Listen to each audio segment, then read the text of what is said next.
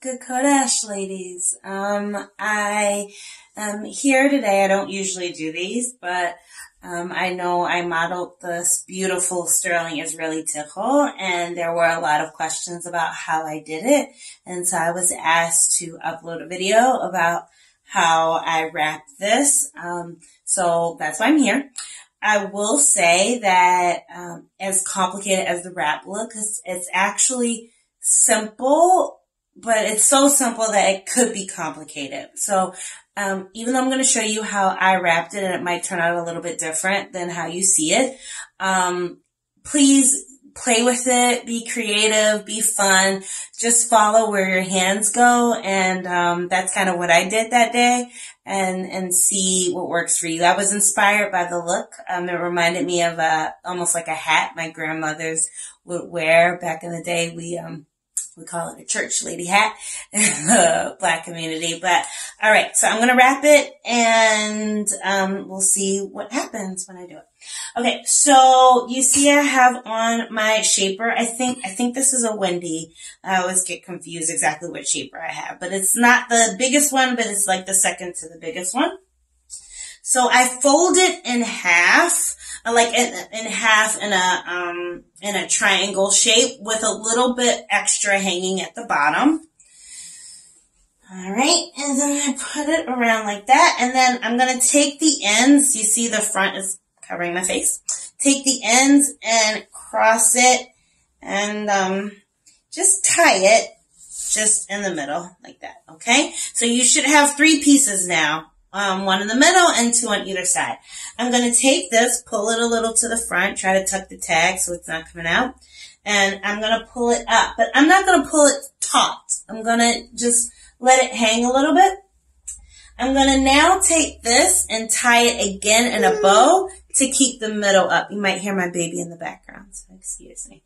And tie the middle up. But again, don't do it taut. Actually, when I did this tie the day of the shoot, it was not secure at all. So if yours comes out not secure, take some pins, take whatever you need to make it secure. I'm also going to do some tucking to try to help with that. So I don't want it too taut. I want it loose, and I might even like pull some of it out. So I'm going to take the, what's this? The right side, and I'm going to like wrap it around like this. But again, it's not taut. So I'm just going to wrap it around a little bit, and I'm going to find some place to tuck it. And even as I'm doing it now, I'm looking, it's already coming out different. It's going to come out different each time I do it. So I'm just going to pull. Already you see it's kind of creating a flower look in the middle. I'm just going to pull at it. You see how that's loose. You can take a pen or you can just tuck it. I kind of tucked it through that knot, through that loop. And then I have this little tail. What's beautiful about these Israeli tickles, the square, is they have like a gentleness to them, but they're also still kind of firm. So I'm just going to play with it. I might do one of these where it's like kind of hanging on the side. I might tuck this in a little bit to create more of a flower look, and I'm just going to play with it. A lot of this is just playing with it to get that kind of look that you want. Each person, the beautiful thing about this is another woman could have the same tickle in the room, and based on the way you tie it, will look totally different. And I want to do some eye action here because my grandmother used to have a hat that used to hang in her eye, and I always wanted a hat like that. So there you go. You see how this is, again, different from what I modeled, but still it kind of has that flair going on, that bigness going on with some of the flexibility with it and the gentleness with it and the flair. And I got a little eye action here.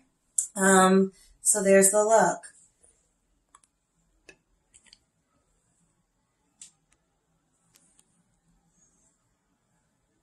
And again, you see it's simple, but so simple that it can be a little bit complicated. It was really just 2 ties. The first tie and then the second tie.